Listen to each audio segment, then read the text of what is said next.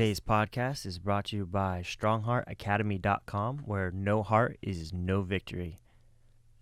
We are also brought to you by BJJ To Go. If you want to build your game and learn jiu-jitsu, go to bjjtogo.com. Third thing we're brought to you by is Rat Bat. Got rats? Want to kill bats? Kill them with a rat bat. Fourth thing we're brought to you by is hot dog flavored water ingredients. If you want to add it to your smoothie, hot dog flavor ingredient. Okay, today I'm going to talk about Masters Worlds and the preparation I did to compete in Masters Worlds 2021. I also had 2 adult students that went with me and competed, and then 2 kids also that did the GrappleCon. I started about almost 3 months out and started cutting weight from then, maybe 10 weeks. I had to lose 15 pounds, and I ended up losing even a little bit more than that. I was doing training every day, sometimes twice a day. So Mondays I would do noon, night, 2 classes. Then Tuesday I do Tuesday morning, 6 a.m. class. Then I go lift in the afternoon, and then I would do Tuesday night class. Then Wednesday, either noon or night, only one day that day, and then Thursday.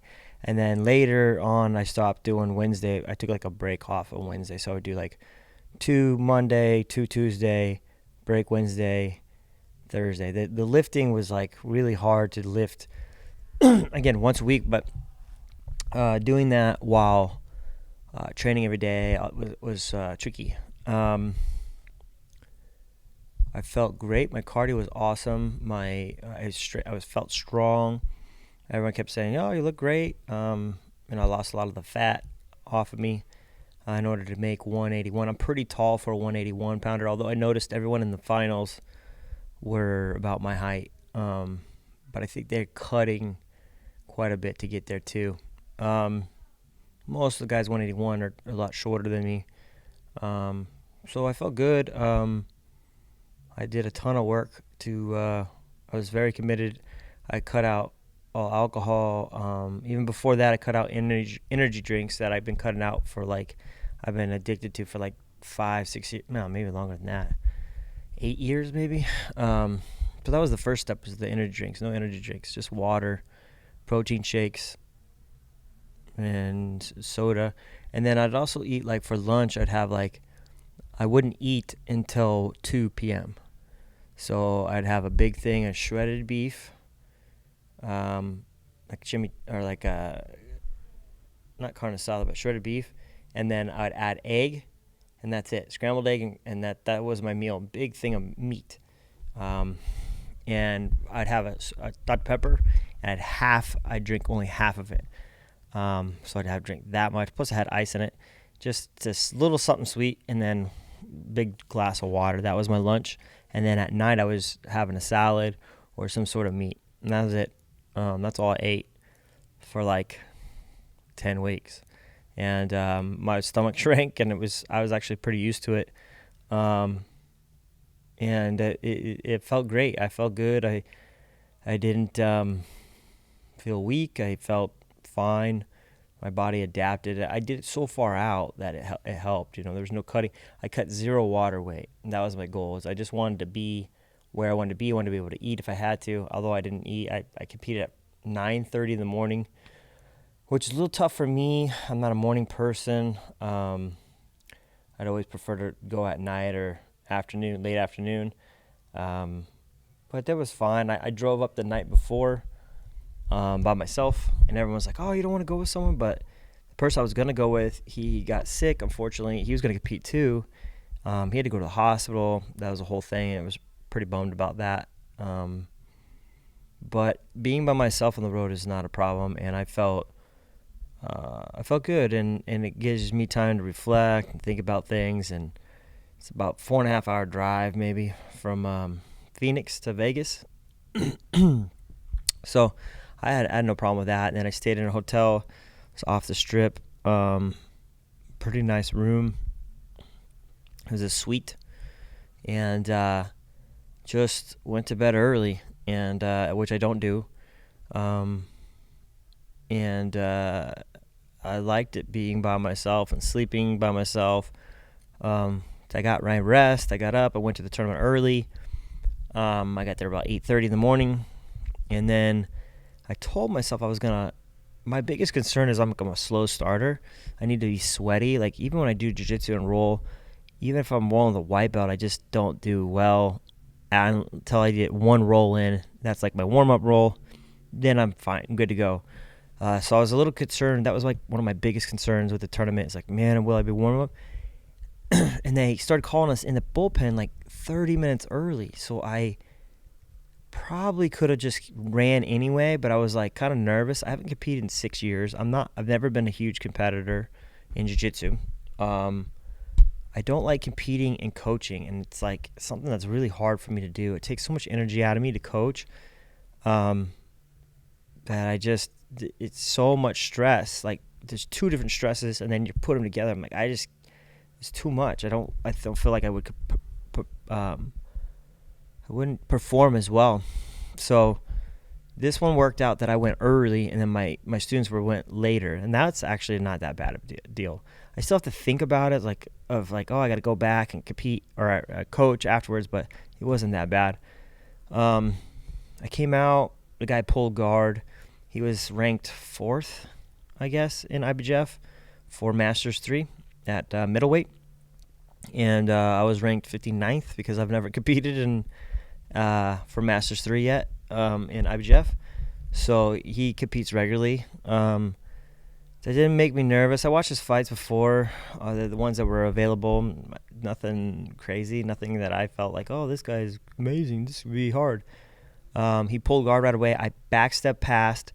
I just didn't hold it long enough. You know, some people told me, oh, you should have got points, but I don't know. I didn't hold it long enough. And I went for a knee bar that I had. I feel like I probably should have just passed as well. And points. A lot of these guys in my division were just playing the point game and stalling out, and I have no I don't think that's wrong, or like, if you don't like that, you should do another tournament, like a different one that doesn't allow that kind of stuff. So I signed up for this, so I just thought it would be a lot more active. I was very active. I was trying to attack, constantly trying to attack. I had a bump sweep that I missed. I should have mounted off of it. And he came up with a single leg off of it because we stood up. It was just some things are just not as savvy as the other guy. I felt like my jiu-jitsu was better. I was just as good a shape, but not better. But he was just more seasoned. And then, so I lost by points. And then, but I felt like all the points also were scored in like the last minute 30. I was up in advantages because all the almost passes and the knee bar. But I wasn't as savvy, man. I just wasn't as smart of a competitor as him. And that's just props to him. He put work in by competing a lot and being confident in it. And I have nothing against that. That's props to him, I still feel like I could beat him. Most of those guys in the division I felt like I could beat. He ended up fighting 4 more matches. He made it to the semis. The same thing. He just would point everybody. And then in the semis, a guy, when he pulled guard, went kind of through his guard to a half guard, and then kind of did a loop from his guard. And I was like, he's done. And he tapped. And that was it. That guy goes to the finals. And then the guy kind of outpointed him too. Put him in 50-50, got his points, and just kind of I thought that guy was in the best in the division, but he got beat by another guy. I didn't know who he was, and it was just a good game plan, man. These guys had good game plans, and I felt like the one thing I lacked was my video preparation. I got rid of Flow during the pandemic because they had no content, So I'm like, I'm paying this, so I have it now. I just got it, but I should have studied more, and watched more jiu-jitsu versus like just training. And I just think that would have been helpful. maybe did some smaller tournaments. It's hard for me to do tournaments in the Valley because I always have to coach. So maybe I'll find some tournaments where like nobody's signing up for my own students, and then I'll compete. I don't know. I don't figure it out. I'm thinking maybe going to Austin, competing too. Overall it was good though. And then my 2 adult students, they also got guys that end up getting silver and bronze. You know, it's funny how like after 66 people, I get the guy that gets bronze. But I could have beat that guy. And then so they lost their first rounds, unfortunately. They just fought tough people, and that happens sometimes. Not much of like mistakes. Just, you know, you fought a guy. The one guy, he fought a guy from somewhere in Europe, and I told him like, look, nobody's gonna fly from Europe to America and go through all the COVID stuff, and you know, and not be prepared to like absolutely try to win. Like they're just, if you're gonna travel like that, you better be really prepared, you know, and top of your game, and really plan this out probably almost a year out. And it was kind of funny for me, like I didn't do any competitions, and I decided to go to the Worlds, which is going to be the largest adult, like a Masters division tournament. I think it's the largest IBJJF tournament, for competitors. I think it's like 5,000 competitors for everything. It's a lot of people. You know, these are big divisions. And then I had a female compete. She lost her first match too. Same thing though. Like the girl the day before did the Nogi tournament, and she got gold, and then she competed the next day. I think she ended up getting silver or bronze. So it's just sometimes just a draw. And then the kids did pretty good. With one girl, she took gold. She had 2 matches. She submitted both of them, and it was pretty dominant. She's been having trouble lately having to compete with girls that are like 30 pounds over. And this happens with female divisions, unfortunately. They don't have enough divisions, I don't think. It's not fair. So these girls were her weight size, and she just killed them. I think she could beat the bigger people, but I think it's just she's young, and just the confidence isn't there yet for the bigger girls yet, even though I think she can definitely beat them. But these girls, the confidence was high because she's like the same size. So she's like, oh, I can just handle this. She's very strong for her size. And she just got 2 arm bars out of the deal. And then her brother competed, and he just fought a stud too. He got submitted the first round, and then I thought that kid was going to win it all. And then that kid out of 4 kids. And then the second round, the other kid tapped that kid. And they were just, again, fought some absolute studs. And that kid flew from Hawaii, and I told him the same thing. It's like, look, you're not flying. I wouldn't fly my own son out if I lived in Hawaii, or if I'm flying to Hawaii, unless he's committed, like all out committed, and like put tons of work in. And my student does too. He's just got his yellow belt, and he's done great so far. It's not that he's not committed, but he hasn't had it long enough to really get the feel of like that level yet. It's weird, like the yellow belts kids are like almost look like purple belts. Yeah. It's pretty slick jiu-jitsu out there. I'm impressed with these young kids, how well they do. So it was just interesting, and I appreciate everyone's support. And it got me wanting to compete more. It's expensive to do, to get my body correct, especially at my age, and run my school and be good to my family. You know, some things kind of slip when I do that. I've told the guys before, like, sometimes when I compete, the schools run for me to compete, and I've seen schools do that, and it's not always good for the school. It's like, not everyone wants to do that. People want to learn jiu-jitsu, but they're not wanting like death rolls all the time. But it didn't seem to bother everyone. I think it actually raised the level in the gym when I competed, so that was encouraging. It was a worry that was kind of unfounded, I guess, for everybody, or maybe I just ran it better this time. Nobody complained, and everyone helped me, and I appreciate everyone's like support. And it was fun. I'm gonna try to do it again next year, and maybe get more competitions in before I do that.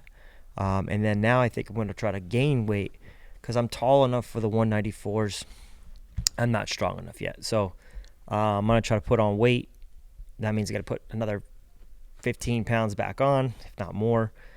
Hopefully by the end of the year, I could put 15 pounds on, and then I'll just compete a little bit underweight, but try to get stronger and see how I could do. I felt like way faster than my opponent and a lot stronger. I think he just was more savvy, and my jiu-jitsu felt great. Just made stupid mistakes. It happens. So I'm not upset. I was happy with all the changes, lifestyle changes I made to make it happen, and I feel great, and it was a good experience, and it was cool to see some friends from out of town, from other teams, and team members from other states, and got to see Kim Terra, talk to him for a little bit, and Sean, and some dudes from other places, and it was cool. So the energy was good. I thought at the gym, at the Las Vegas Convention Center was cool. Vegas was kind of weird. Felt like I got price gouged a lot there. I don't recommend going to Vegas right now, unless you have to. It wasn't as fun, worth the cost. Good news, it wasn't like in Florida. I didn't have to fly to Florida. I could drive, which is nice. But cost was definitely an issue for me there. I think at one point I bought a bottled water that was 10 ounces, not 16 ounces, 10 ounces for like $9.75. And I was like, wait, what? And he was like looking at me for a tip. I'm like, I'm not going to tip. You handed me a bottled water. I'm not tipping you on a $9.75 bottled water. You are robbery. That's robbery. Like, that's crazy. And then the masks were really enforced in Vegas. I'm not a huge mask guy, but I follow along. I'm not like a buck the system type of guy. But it's not as fun. It's kind of weird seeing people with masks to me. Like your face is hidden. I like talking to people face to face. In the tournament, there wasn't a lot of mask wearing, but when you're going in the casinos, and we went to a show, a fun comedy show, but they were like adamant. They're like, you drink water and then put it right back up. There's like, you have 5 seconds before you put the mask on. It was crazy, a little bit crazy.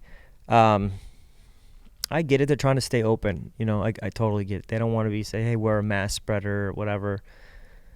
And there's a lot of people there, so I get that for sure. But, for how unhealthy Vegas is with the food and the drinking and all this stuff, we're kind of like worried about something that, I don't know. You can get sick for sure. I'm not going to get into that, I guess. I don't want to upset everyone about masks, but it was very strange to me. In Arizona's much looser, not very many people are wearing masks places, and the numbers haven't changed much in Arizona. But it was a good experience overall. My wife flew in also the day I competed, and then so we got to hang out a little bit in Vegas, be by ourselves without kids. It was nice, a little bit peaceful, and it was good for us, I think. And then she drove back with me, so that was cool. I appreciate the company on the way back, and that's it. So again, thank you everyone that helped me out, and till next time, that's my Vegas trip and a Masters trip. Please subscribe, like, all that kind of stuff. It helps me out. Peace.